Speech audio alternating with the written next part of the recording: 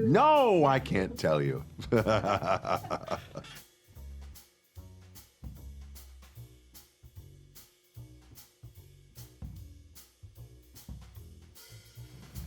He's like a brave little soldier that most people recognize in themselves. They recognize that you don't give up, you keep trying, you keep coming up with ideas, and that Frasier remakes himself all the time, but almost on a daily basis. I mean, he's in love, he's been shut down, rejected 1,000,000 times, but he still gets up there and tries, and he does pretty well for a while, and he usually harpoons himself somewhere in the middle of a relationship, which is still kind of one of his flaws, I suppose you could say.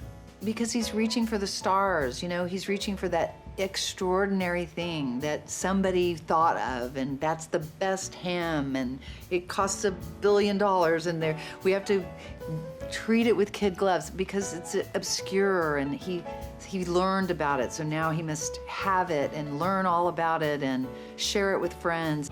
I think people recognize him, even though, you know, they would, off the top of your head, you wouldn't say, oh yeah, I'm just like a psychiatrist with a weird brother who's also a psychiatrist and a father who was a cop. But what they see is, and what I think most people have seen in the past, is people who really care about trying different things and becoming excellent in something, and who love their families and constantly are at odds with them or fighting them, and they're human. They're just human, making mistakes, and they get up the next morning and they do it all over again. And I think people recognize Frasier. I think they recognize him as a person that they might be themselves in many ways. He is a little bit of an elitist, but you know what? People should care about things the way he cares about them. They might be different things. He has a passion about life that is unmistakable and unmatched in many lives. It's getting a lot of attention because of that factor. A lot of people are saying, oh, what was it like to go back there? It didn't faze me, honestly. It's a set. It was a set I used to work on. It's a set we rebuilt. It wasn't the same set. It looks like the same set. And it was just kind of fun. It was a novelty for me at first. And then toward the end of the episode, when I sit down and I actually say those famous words one more time, one last time, the last time ever, you know, this is Dr. Frasier Crane, I'm listening, that choked me up. Yes, we all keep in touch, and we're old friends. Dan Butler and I did a play a couple of years ago, and in Vermont, and you know, I talk to David all the time. I talk to Jane all the time. Our kids are best friends, and you know, we are good friends. We will always be great friends.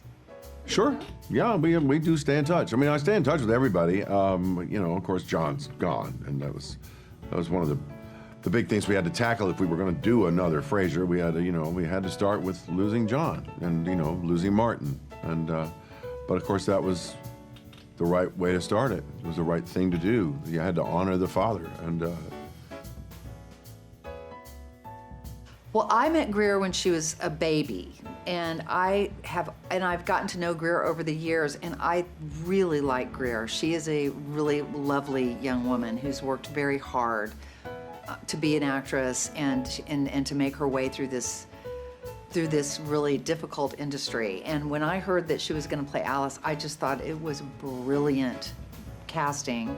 And I think there was probably a little more pressure on her because she's a Grammer to be, you know, on the set and to get that part. And she worked really hard, and she really brought so much to the table, but it's also just absolutely perfect casting. If you ask me, it's perfect.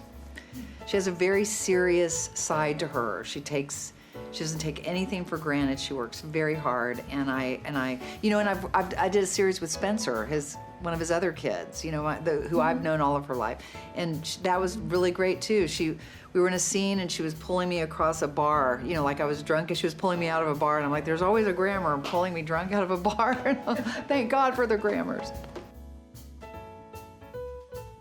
Well, Patty and I really hit it off once in an elevator like 30 years ago. She just standing in the elevator, Ritz-Carlton in New York City, and I just thought to myself, well, she's just remarkable, isn't she? Isn't she something?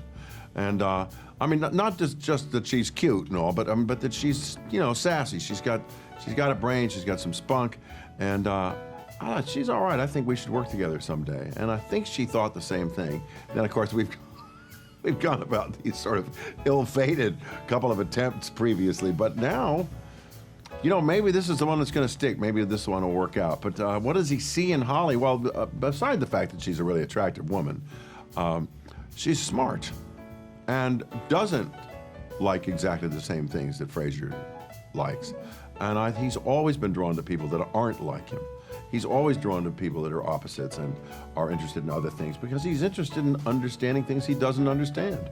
And that's the kind of hairpin he is, and that's why he's gonna maybe fall in love with her, and who knows what'll happen. I think it's possible. I mean, we have some ideas around both of those characters and actors, but whether or not they're going to happen, I can't tell you. I don't know, but it sure would be great. And what we put together, in my mind, if I had my wish list, both would come back and do what I'd like them to do. But then again, you know, I'm not some evil mastermind. I can only pray that they'll decide it's a good idea. I think that the new cast is adorable, and they're so hardworking, and they're charming, and the characters that they're playing, you can see them working just the way we all did to sort of create a world and to start to create a history and a Bible for these characters. And they were very welcoming to me, and they're really fun to work with. Because it's still the same. The show is essentially the same kind of show. It's honest, it's truthful, it's funny. I think Kelsey's a big part of it because he creates that atmosphere where everybody feels great coming to work, and everyone can communicate with whoever they need to communicate with. If it's a writer, if it's the DP, if it's the director, whatever they need to do, they can do to get what they need to make it work.